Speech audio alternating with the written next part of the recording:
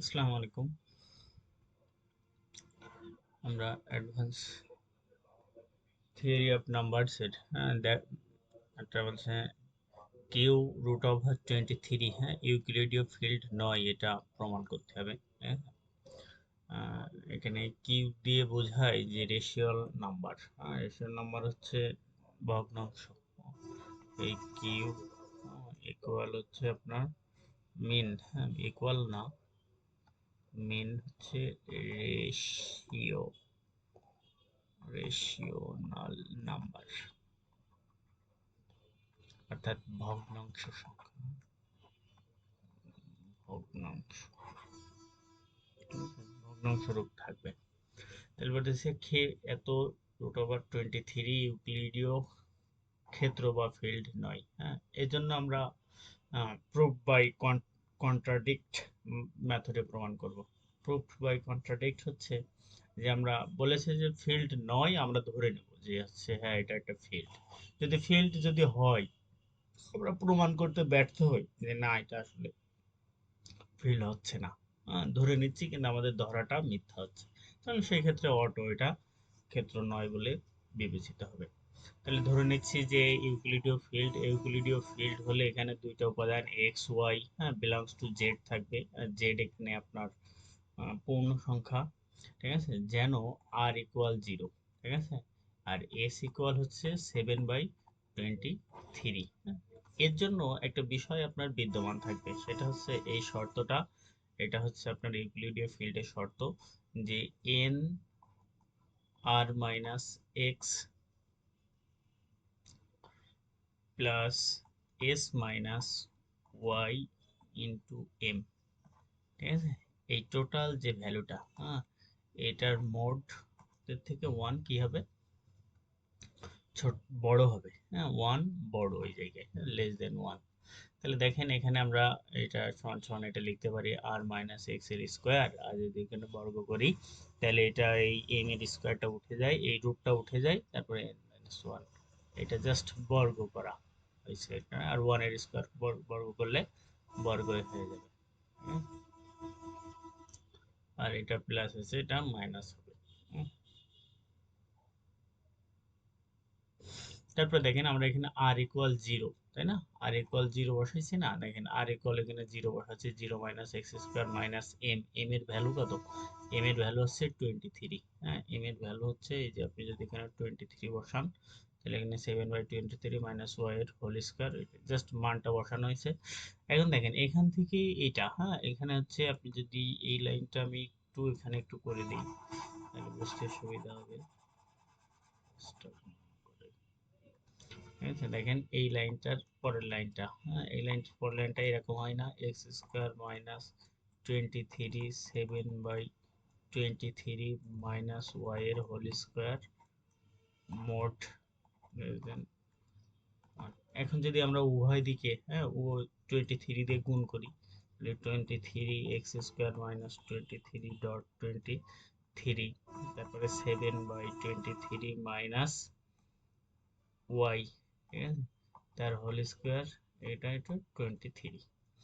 এখন দেখেন এই যে 23 এক্স স্কোয়ার মাইনাস, এটাও কি আসছে, স্কোয়ার পড়ে যাচ্ছে না, 23 এর স্কোয়ার যদি ভিতরে ঢুকে যায়, এই যে স্কোয়ারের ভিতরে ঢুকে তাহলে একটা হয়ে যাবে এটা, তাই না, তাহলে একটা হয়ে যাওয়া মানে কি, আপনার 7.23 ডিভাইডেড বাই 23 গুণ 23, এটা কেটে যায়, কারণ মাইনাস 23 ওয়াই, বুঝেছেন আশা করি, যে জাস্ট সেই ফর্মুলাটা এই জায়গায় 23।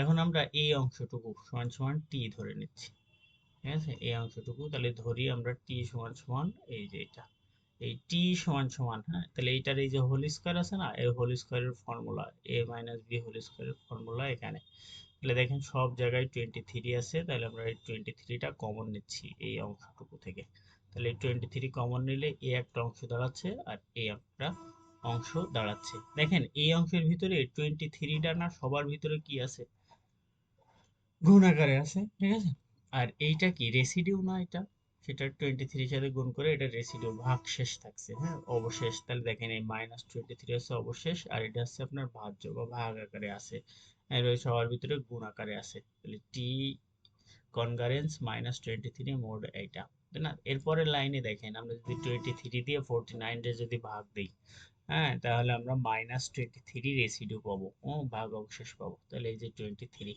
তাহলে দেখেন 23 কে যদি আবার 3 দিয়ে করেন তাহলে এটা দেখেন একটা 3 তো আছেই, হ্যাঁ আরেকটা কত হবে রেসিডিউ, আরেকটা হবে -3 প্লাস 23 করলে হচ্ছে 20। তাহলে এই যে -3 আর 20, ঠিক আছে, যেহেতু মোট টি এটা 23 এই ভ্যালু। তাহলে দেখেন আমরা টি এর ভ্যালু কত পাইছি, দুইটা পাইছি তাই না, যে টি ইকুয়াল -3, হ্যাঁ আর একটা হচ্ছে টি ইকুয়াল 20। আমরা এখন প্রথমটার জন্য বিবেচনা করছি, টি ইকুয়াল -3 যদি হয় তবে, ঠিক আছে, টি ইকুয়াল এই যে 23 এর স্কোয়ার -23/7 এর ওয়াই স্কোয়ার।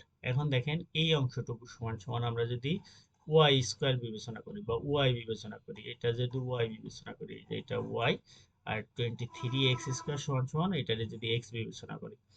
এখন দেখেন এক্স বিবেচনা করলে আমরা যদি 3 দিয়ে এক্স রে ভাগ করি, আবার 3 দিয়ে ওয়াই রে ভাগ করি, হ্যাঁ তাহলে ভাগ হয়, হ্যাঁ ভাগ যাবে। এখন যদি আমরা বর্গ করি তাহলে 3 এর স্কোয়ার এক্স এর স্কোয়ার, 3 এর স্কোয়ার ওয়াই এর স্কোয়ার। এখন দেখেন বলছে যে এই ওয়াই 9 দিয়ে টি বিভাজ্য হয়ে যাচ্ছে না এখানে, তাহলে কারণ কি আপনার এই যে ওয়াই স্কোয়ার, এই যে এই এক্স স্কোয়ারটাই কি ছিল আপনার, এক্স স্কোয়ারটা দেখেন এই যে এটা ওয়াই স্কোয়ার মানেই তো টি, আবার এক্স স্কোয়ার মানেই টি না। তাহলে এই যে টি টি সমান সমান কত ছিল, টি সমান সমান ছিল আপনার হচ্ছে কত 20, বা হচ্ছে আপনি 20 আর -3। তাহলে দেখেন এই 9 দিয়ে কি ভাগ যায়, একটা তো 20-রও যায় না, আবার -23-রও যায় না, সেজন্য যা অসম্ভব। হ্যাঁ এককভাবে মানে একই সাথে অসম্ভব। এখন 3 দ্বারা এক্স ও ওয়াই একই সাথে বিভাজ্য নয়, হ্যাঁ একই সাথে বিভাজ্য নয়। এখন আমরা দেখি আলাদা আলাদা করে যে 3 দিয়ে এক্স বিভাজ্য কিন্তু 3 দিয়ে ওয়াই বিভাজ্য না।